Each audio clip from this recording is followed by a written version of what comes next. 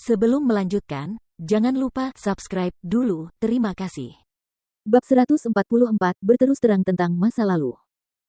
Jordan samar-samar merasa bahwa setelah keluarga Victoria mengalami perubahan drastis, sesuatu yang tidak diketahui pasti telah terjadi. Kisah di sini pasti sangat tragis dan penuh liku-liku.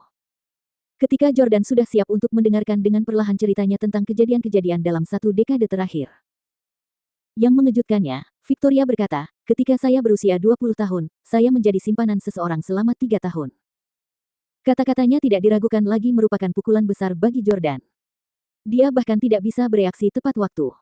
Dia pikir kalaupun Victoria punya cerita, dia akan terus mengoceh panjang lebar sebelum mengakhirinya dengan pengungkapan itu. Itu adalah sesuatu yang sulit dibicarakan oleh kebanyakan wanita. Namun, Victoria langsung menyebutkannya tanpa ragu-ragu. Jordan tertegun sejenak karena dia benar-benar kehilangan kata-kata. Air mata menggenang di sudut mata Victoria, dan dia terus merokok. Tahun itu, nenek saya sakit, dan kami tidak punya cukup uang untuk operasinya. Adik perempuan saya diganggu oleh teman-teman sekelasnya di sekolah sementara saya punya pacar yang suka menghalang-halangi. Dia akan menyetir ke sekolah tempat saya bersekolah dan mendesak saya untuk menjadi pacarnya setiap hari. Saya pernah berpikir untuk bunuh diri karena saya merasa tidak berguna. Lalu seorang pria melangkah maju dan membantu saya memecahkan semua masalah saya. Jordan mengambil cerutu dan mendengarkan ceritanya dengan tenang. Pria itu adalah teman ayahku, yang putrinya seusia denganku. Saat ayahku masih hidup, dia sering datang ke rumah kami untuk minum-minum. Saya selalu memperlakukannya sebagai orang tua, dan saya pikir dia juga membantu saya karena dia merasa kasihan pada saya. Tetapi suatu hari, dia memegang tanganku saat kami berada di mobilnya dan bertanya apakah aku bersedia menjadi simpanannya. Saat itulah aku baru menyadari bahwa dia menyukaiku. Saya ragu-ragu cukup lama, tetapi akhirnya saya setuju. Dia sangat kaya dan merupakan salah satu orang terkaya di Houston saat itu. Saya ingin membiarkan keluarga saya yang tersisa menjalani kehidupan seperti yang mereka jalani dulu, dan saya ingin menjadi pengusaha sukses seperti orang tua saya. Kemudian, saya berhenti sekolah dan mengikutinya setiap hari, ke berbagai tempat di seluruh negeri dan dunia. Saya bertemu dengan berbagai macam pengusaha dan mulai belajar cara berbisnis.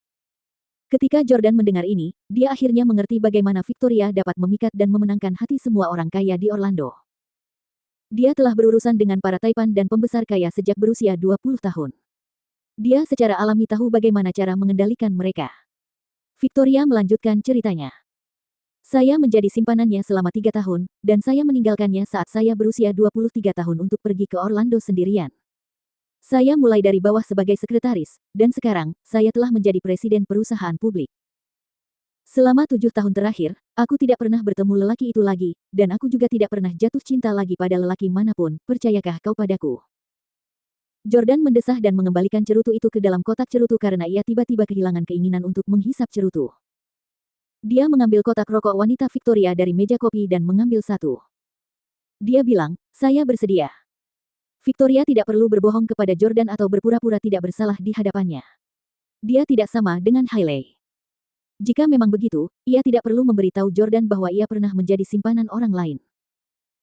Selain itu, sejak dulu kala, beredar rumor di kalangan bisnis Orlando bahwa Victoria adalah wanita paling sulit dirayu di kota itu, dan belum pernah ada yang benar-benar memenangkan hatinya.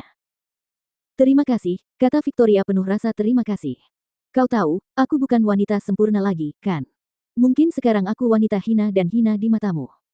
Sekarang kau pasti membenciku. Sekarang giliranku untuk merasa tidak pantas untukmu. Victoria menundukkan kepalanya dengan sedih saat berbicara. Jordan tampak bimbang. Victoria begitu baik padanya.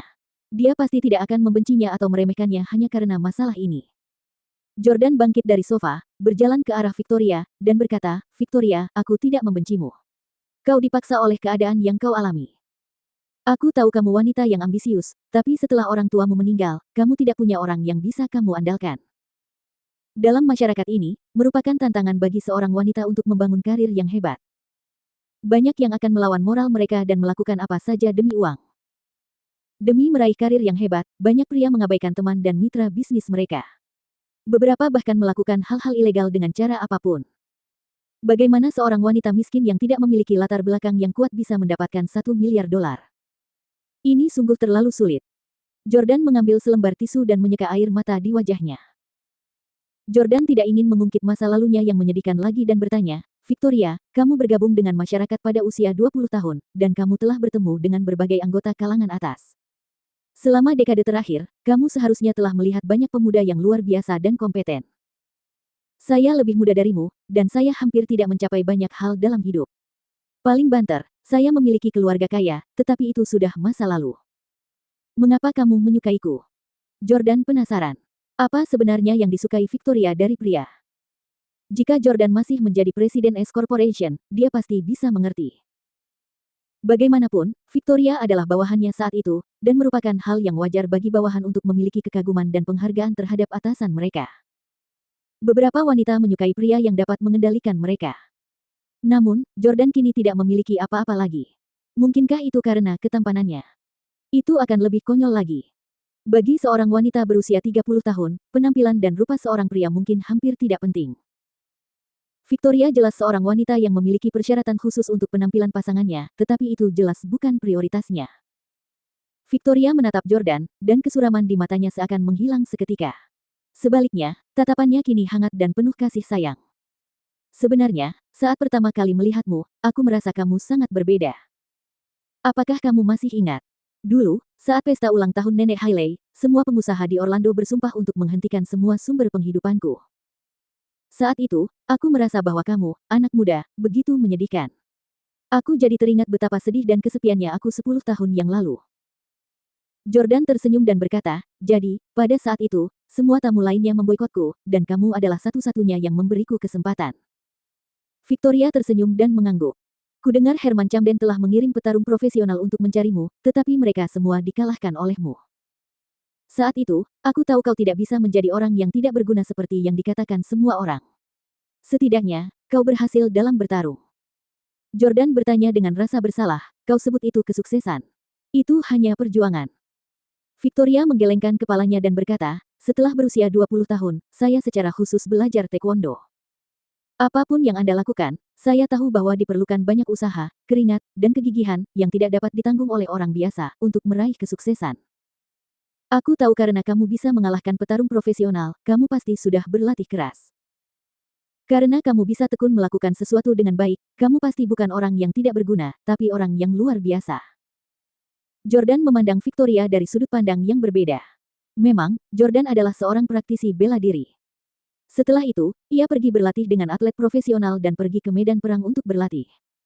Entah berapa banyak keringat dan bahkan darah yang ia tumpahkan sebelum ia memiliki kekuatan seperti sekarang. Apakah kamu menyukaiku karena ini? Tanya Jordan. Victoria tersenyum dan menggelengkan kepalanya.